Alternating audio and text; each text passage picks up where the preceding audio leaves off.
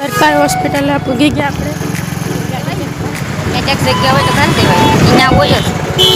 જોધપુરમાં તો કઈ નથી દેખ્યું અંદર અહીંયા ફોટા પાડીએ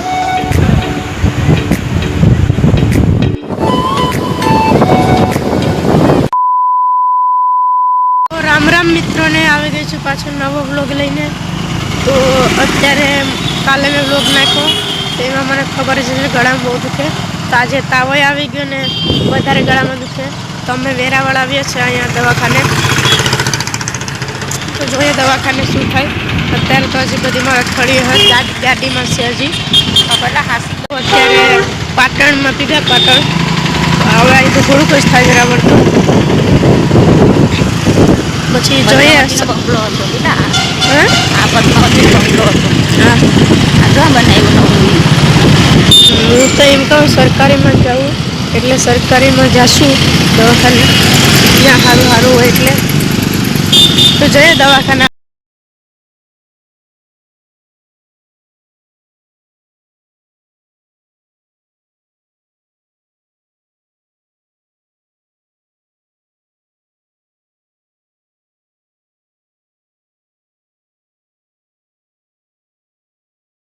सरकारी हॉस्पिटल पूगी गया अपने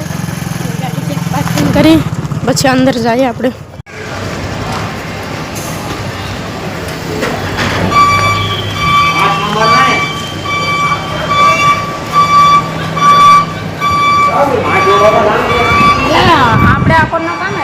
કેસ તો કટવી લીધો અને 302 બ્લોકનું કીધું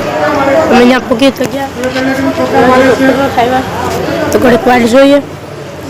પછી ડૉક્ટર આવે પછી બતાવી દઈએ પેલો માણસ આપણા ગ્રાઉન્ડ ફ્લોરમાં જવાનું છે જીરોમાં દવા તો લઈ લીધી હવે નીચે જાય લિફ્ટમાં હું તો પહેલી વાર ગયો લિફ્ટમાં જાણું જ લાગે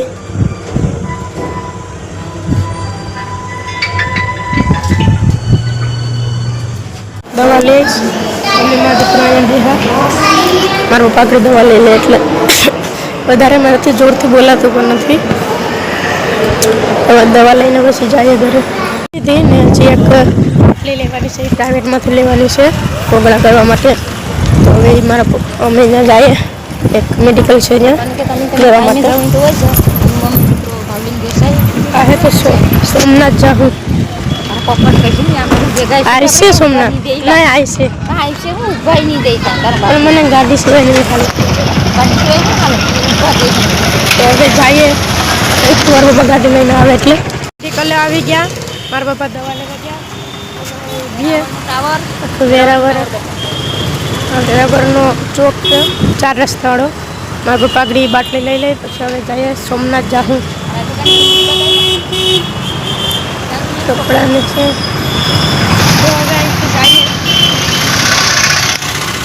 વાળી લીધી હવે અમે જઈએ સોમનાથ દર્શન કરીએ ત્યાં સુધી ફ્રૂટ લઈ લે આ બગીચો બંધ થઈ ગયો બકીના ચાર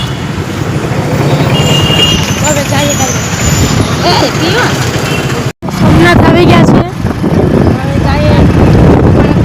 કરીએ પણ જાઉં આપણે મારે બેન અહીંયા રહે છે જશું પછી થશે તો બધી જોઈને જમવાનું મન તો થાય પણ ભાવતું જ નથી કંઈ આવી ગયા છે આપણે સોમનાથ ગાડી ક્યાં રાખવી ભાવને માફી સાવરાન કરની બનાવીને સાવા દેવાય ને એક જગ્યા હોય તો કાંતે હોય અહીંયા હોય જ અંદર મોબાઈલ લઈ જવાની મનાઈ છે એટલે મોબાઈલ લઈને ન જવાય એટલા વર્ષોથી આવીએ સોમનાથ આખું બદલી જ ગયું પહેલાં કરતા તો વિદેશોમાંથી આવીએ એટલે અમને સોમનાથમાં શું હોય તો હવે અંદર જઈએ હાર્દિક પંડ્યા આવ્યો તો આપણે અહીંયા ગાડી છોડી ભાઈ આપાથી દરિયે જવા આગળ આપણે પેલા આપણે સોમનાથ આવી ફોટા પાડીએ પછી મોબાઈલ આપી દે હું કપડું ત્યાં જઈએ અહીંથી એક ટોકન લેવું પડે ને પછી લઈને જઈએ આવી ગયા આપણે દરિયે અહીં શોપિંગ તો કંઈ નથી કરવાની ત્યાં હનુમાનજીનું સ્ટેચ્યુ છે તો હવે ફોટા પાડીએ પછી જઈએ ઘરે ચા આપણે દરિયે જાય તો હવે એને યાર મેં કંઈ ખાધું નથી ને ભાવતું નથી, તો એમ કે એક ડોડો લઈ લઈએ, થોડુંક ગળામાં તે કુદરતી દવા પીએ ને તો એ લઈ લઈએ, જાય આપણે. નોટબુકમાં તો કંઈ નથી ભેગું, દરિયાના ફોટા પાડીએ, આમ પછી જાય ફોટા પાડવા તો સોમનાથ મંદિર આવે, પછી જાય આમ ક્યાંક દરિયાના લે નાવું તો નથી, પછી એક દિવસે તો નાહું. દરિયા આવી ગયા છે, બહુ મજા આવે. આ દરિયાને એક સિનેમેટિક લુક છે.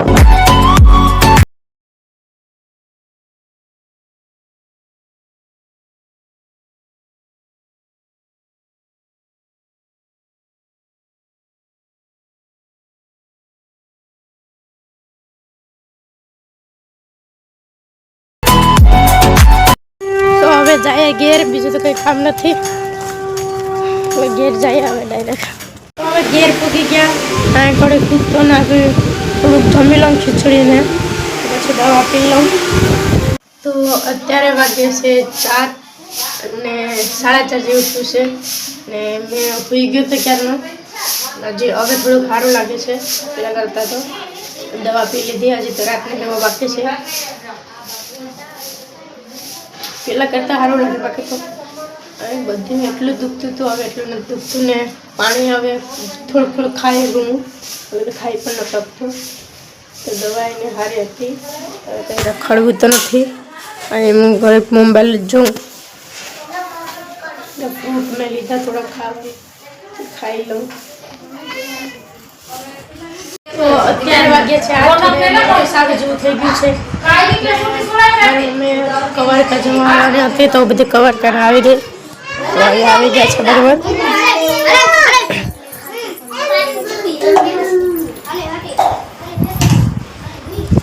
તો ખીર ને એવું બનાવ્યું, તો કવર જમા દે,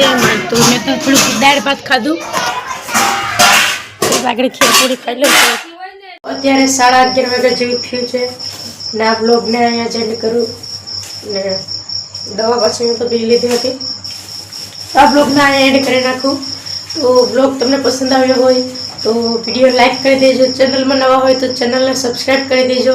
તો મળીએ આવા બીજા બ્લોગમાં. તો બાય બાય.